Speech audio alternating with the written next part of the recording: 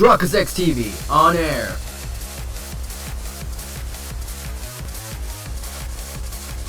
We are now live in 3, 2, 1. Welcome back to another exciting episode of Phoenix Wright, Ace Attorney Spirit of Justice. In the previous episode, we completed day one trial of the Turnabout Time Traveler. Today, ladies and gentlemen, we'll go into investigation. We'll continue on investigating on the Turnabout Time Traveler. If you're happy for today's episode and see what's going to happen next, make sure to hit that like button and support. This is greatly appreciated to the channel. Now, let us begin. It's been a while since I've recorded, so let's get back to it. We're almost done with this game.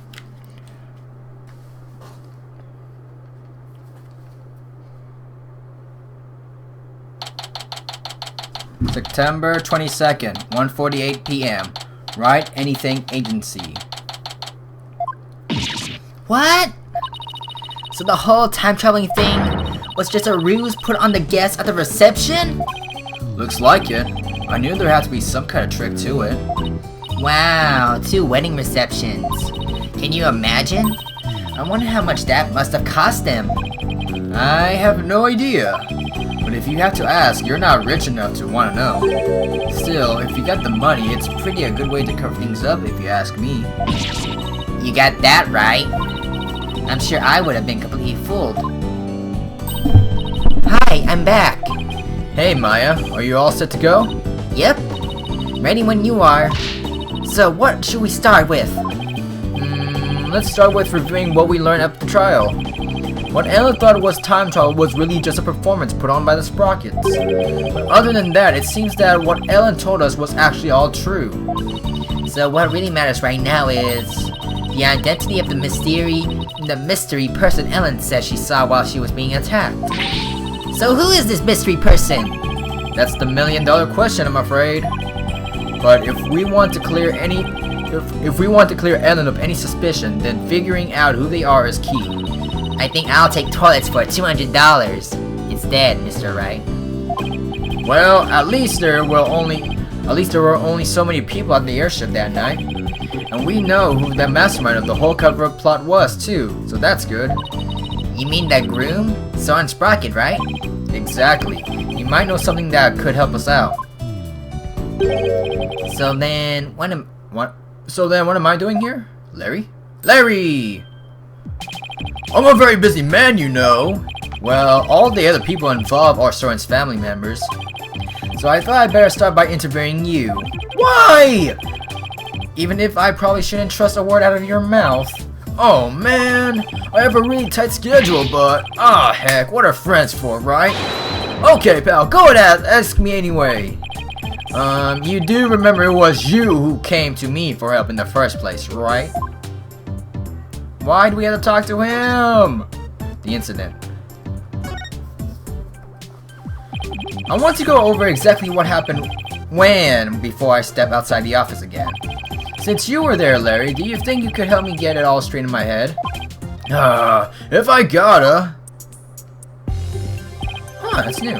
Okay, so the first reception was held at 7 p.m. on the day of the incident. That's the one you tried to crash, right? Huh? Oh yeah, that's right. And then they locked me up in a cabin. It was awful, I tell you. Too bad we're not here to focus on you, Larry. And then the incident occurred after this first reception at around 10 p.m. Hello? What's with all these? I'd rather not know. Ellen was attacked in the reception hall by Bloomsbury. He forced her out onto the Vista deck and was just about to kill her. But Ellie fought back and ended up killing old Bloomsbury instead. To cover it up, the family quickly threw together a secret reception. Second, that's what Edgy is claiming anyway. But I know my Ellie didn't do it! The key point here is the mystery person Ellen said she saw strike Bloomsbury just before she passed out. Did you see anybody suspicious skulking around that day? Nope, not a soul! Because I was locked up in a cabin that time! But you managed to escape and sneak back into the reception hall. That's when you switched the lantern in the event hall with the lantern in the hold, right? Did you see anybody then? Nope, the place was completely deserted. I guess cause that Pierce Butler guy had everybody gathered together somewhere. That makes sense. He must have been going over the cover-up plan with them. So clearly the murder had already happened by the time Larry got out.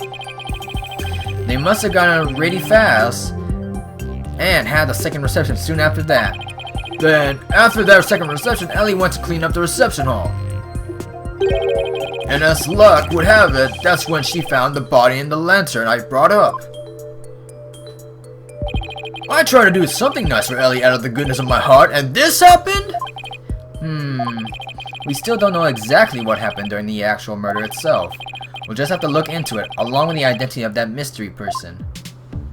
The cabin? Why? So while the murder was taking place, you were locked up in the cabin. Did you see anything unusual while you were in there? In the cabin? Let's see. Well, there was that pterodactyl flying through the sky. That's pretty unusual. We still have no idea what's that about. Oh right, that drawing of that pterodactyl you saw. What's with all the air quotes? I really did see it, I swear! But Larry, the time travel thing never actually happened. Which means you could have seen a real pterodactyl. You couldn't have seen a real pterodactyl flying through the sky. Oh! Are you doubting the eye of a super popular picture book author? No, I'm just sure you saw something else and mistook that for a flying reptile. Nick! You're making me doubt my own eyes! No, I'm not even sure what I saw! Updated.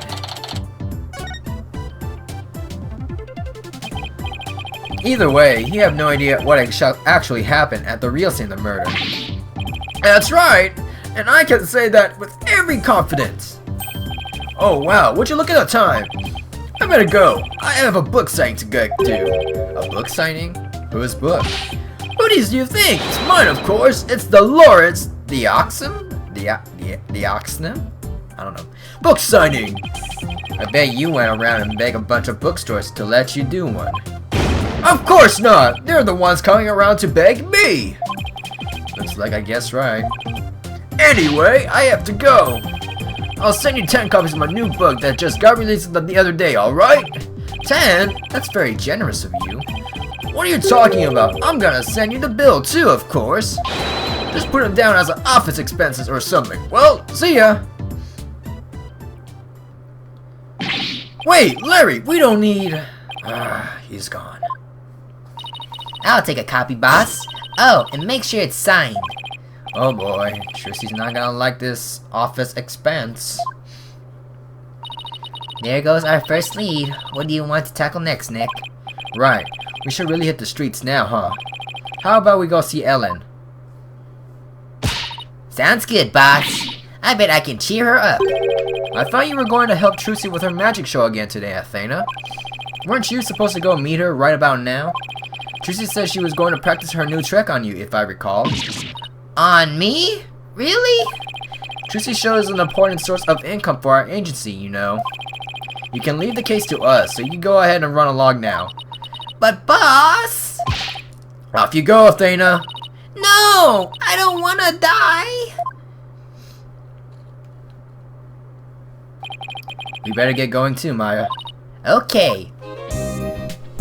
Be right back. Gotta get some water.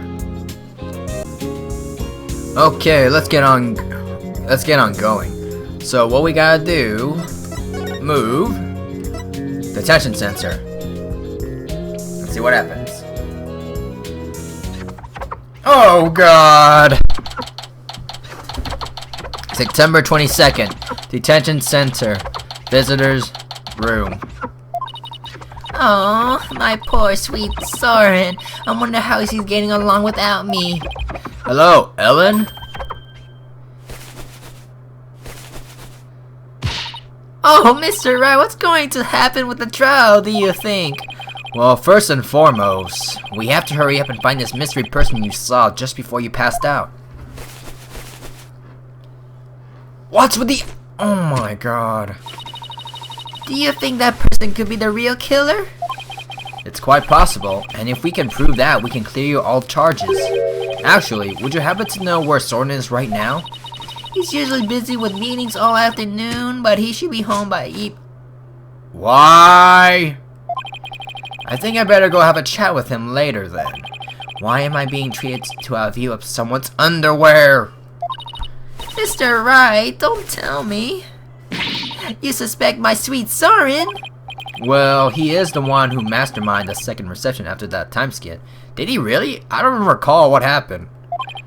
So I thought he might be able to tell us something. How could you, Mr. Wright? You can't possibly think my Soren would never kill anyone? Alright, just calm down. No! Not if you are accusing my Soren! Please, I'm not accusing anybody, so please put the pen and ladle down, alright? Really? Cross my heart. Hope to die. So for now, would you mind if I ask you a few more things about the case? I better be careful not to provoke her. Okay, what do we have? Soren. Could you tell me about Soren? There's nothing to tell. He's squeaky clean. Alright, okay. Maybe I should avoid the topic of Soren right now. Let's talk about something else then. Fine. But you won't hear a peep out of me about Soren. Talk about pulling teeth. Pierce Nakoti. Could you tell me about Pierce Nakoti then? Pierce? He came to the Sprodic Manor about a year ago.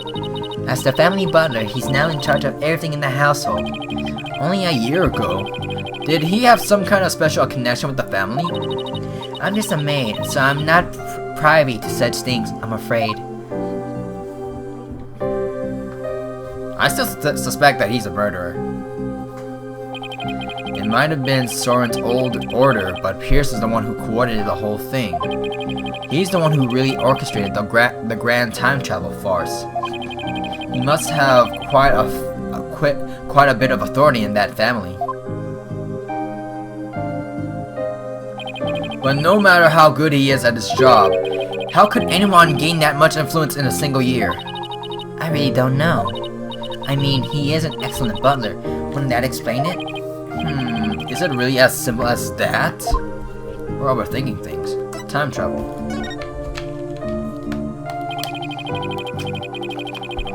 What you thought was time travel was really just a cover-up carried out by your in-laws. Pierce said Soren was the one who ordered the whole thing. I still can't believe it, even if the second reception was fake. Soren would never use the time travel for something like that. He's very serious about his time machine research, you know. I heard there's a reason he's researching the time machines, actually. Something about something he wished he could change. But isn't the whole idea of traveling back in time itself a little fantastic? I don't think so. After all, Soren said real time travelers do exist. Really? Now? You think he knows someone who actually travels through time? That's right. I haven't seen it personally, but Soren said as much. So I believe it. Somebody who actually traveled through time, huh? It's pretty hard to believe. Thank you, Ellen. You're going out to do your investigation now, aren't you? Yes, that's right. Please make sure you don't cause Soren any trouble, okay? I'm afraid I can't promise you that. What?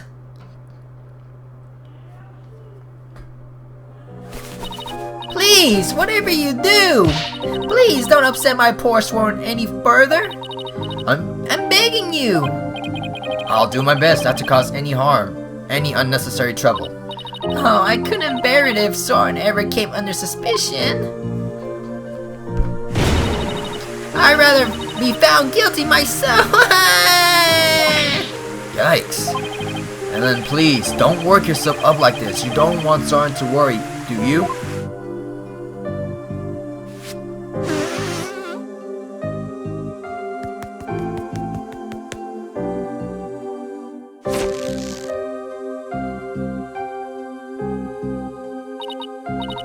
No, you're right. And the flood waters recede once more. So, what do we do now, Nick? Well, Ellen said Soren is usually in meetings until the evening, so let's save our house call until then. Why don't we go to the mooring dock and figure out our next move from there? Roger, Nick. Alright then, next stop, the mooring dock. Move. wonder if we're gonna encounter Emma from there. Here we go now.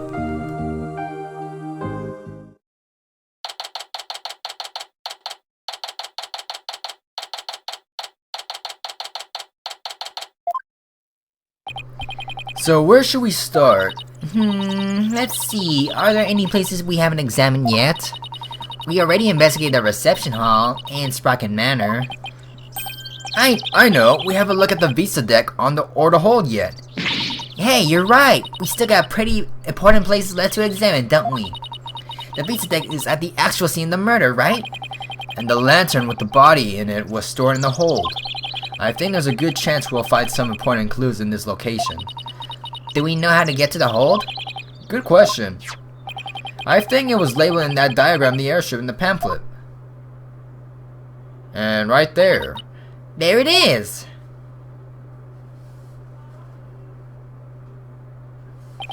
Well, what are we waiting for? Let's go. Be right back.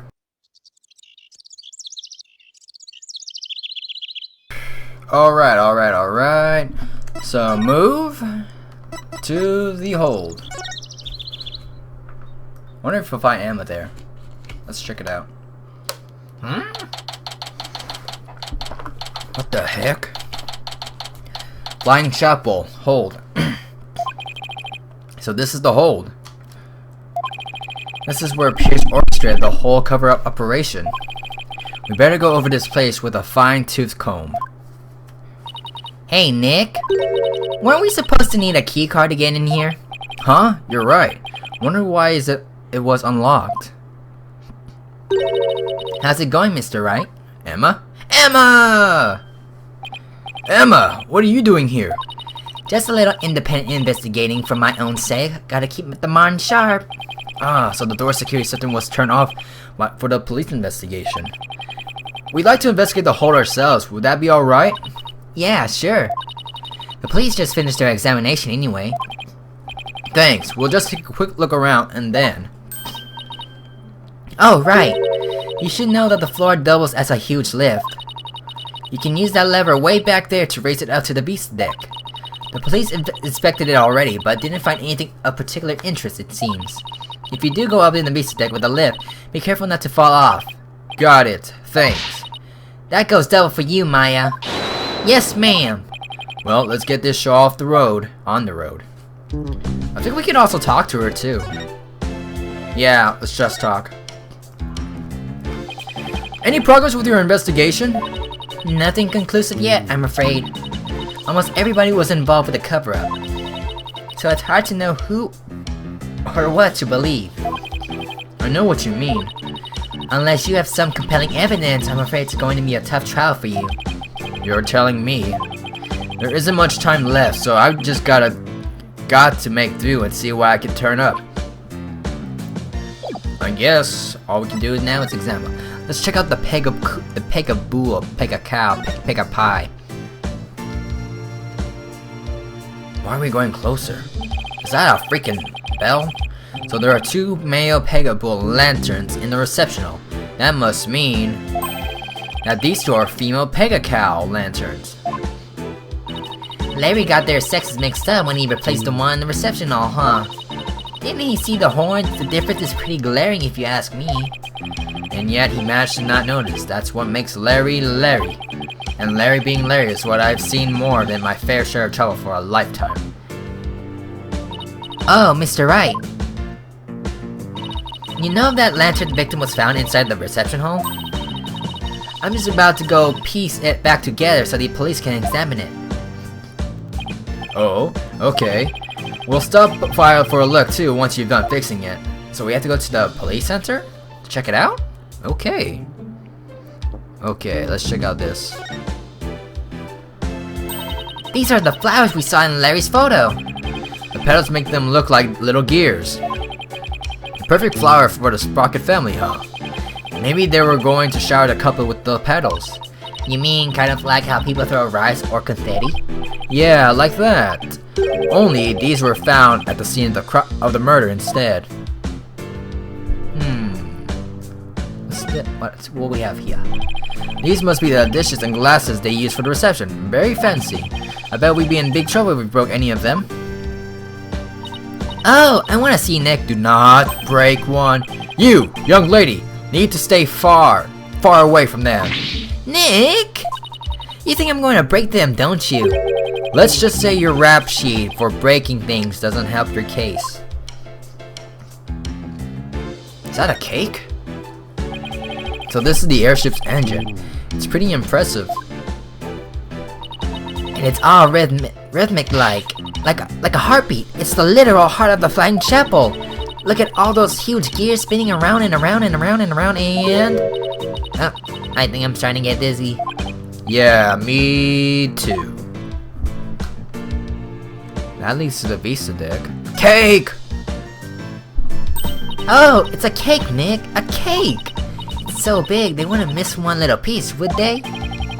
If you're that in the mood for a mouthful of styrofoam, sure, knock yourself out. You mean it's not real? Well, it sure fooled me. I was so ready to have some that I'm really craving cake now. Come on, Nick, let's go get some! Maybe after the trial is over.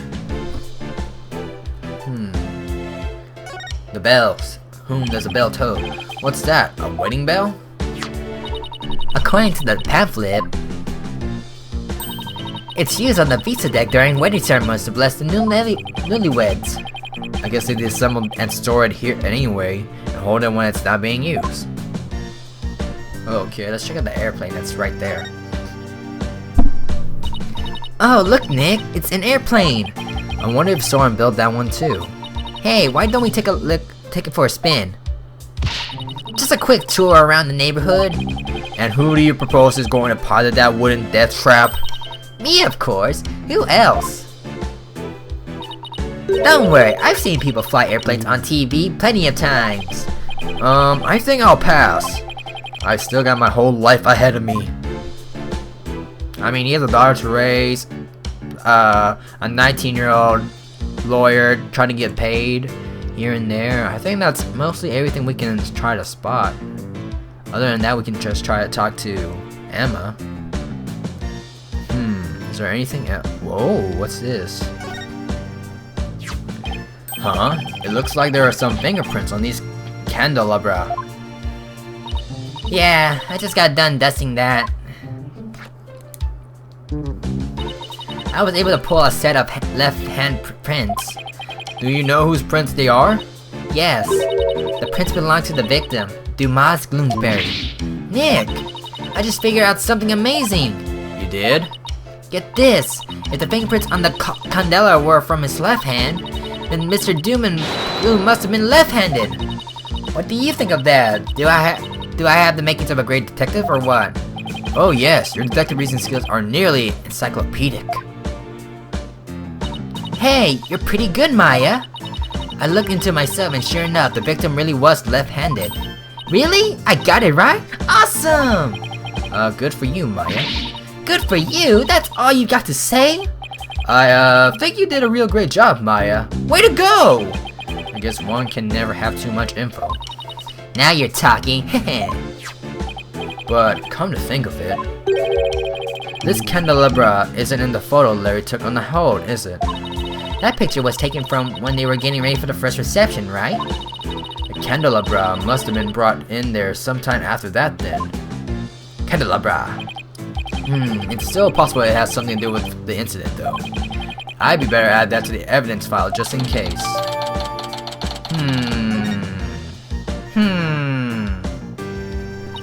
Oh, by the way, Mr. Wright, you can have this fingerprint powder if you like.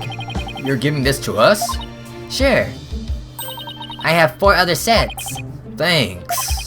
I feel like there's something more to that candelabra, but I can't put my finger on it. Can we use it? Can we use it right now? I don't know. Court record. There's one thing I like to add about the left-handed. It's just the note. Grab Ellen when convenient, then send her off from the Vista deck. A note from near the victim's body. The writing is smudged as though written by a right-handed person. Yeah, I was thinking about, I'm a left-handed person, or I'm a lefty, right? And I usually smudge my paper as well. And I think shows as well. And if that was definitely a right-handed person, what if it was left-handed? That's the question. Yo, do we have the liminal thing? I don't know.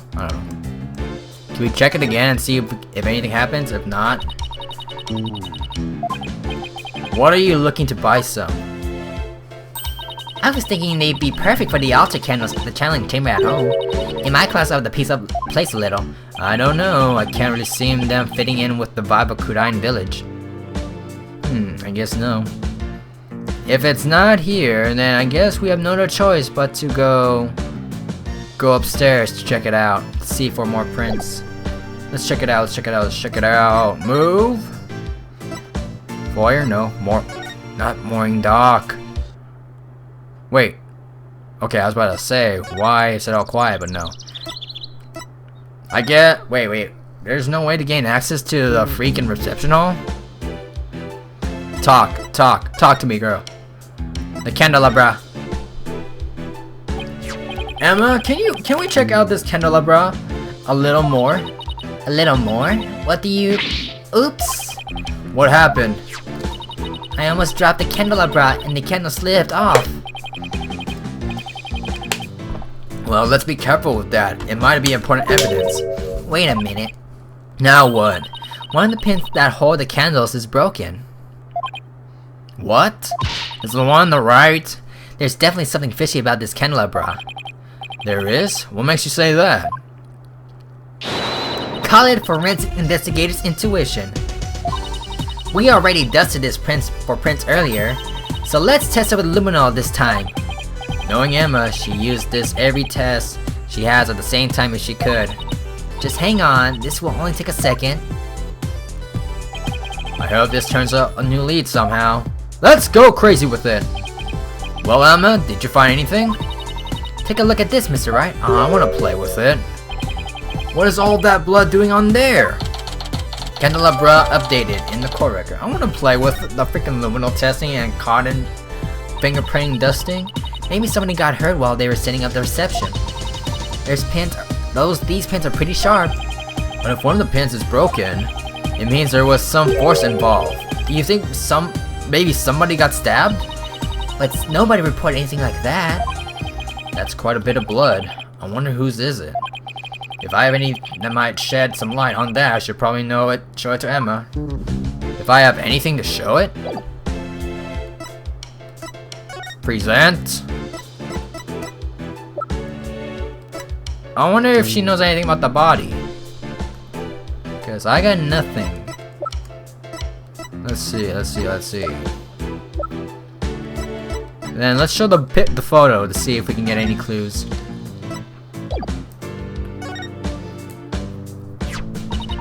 It's absolutely unbelievable. What kind of monster would plan to come in and murder on somebody's happiest day? I take it that means you don't have any significant new leads. No, I'm afraid not. You? I've got nothing. I wish I could be more of help. Well, thanks anyway. I appreciate it. All we can do now is keep on keeping on, right? Wait, what? Do we have anything to show? Because we don't have access to anything right now. We're gonna keep on pressing to see what's up. Let's see. Anything? Is there something I can do to help you with that? Actually, I was hoping it would help me move my investigation along. Sorry, but that's not going to do much for you, I'm afraid. That's too bad. Don't look so glum. You have to keep a positive outlook. Why don't you take a break with something sweet? I highly recommend snack goose myself. That's leading nothing. Well, okay, let's try. There has to be something we can use, right? Photo of hold. Something that we're missing. What exactly that we are missing here? We have to present something to Emma, but what was it? So it can't be the freaking. Let's try this. Nope, nothing. Do we have to press something? Or we have to go to the foyer? There's something I'm missing here, but what is it? The freaking blimp?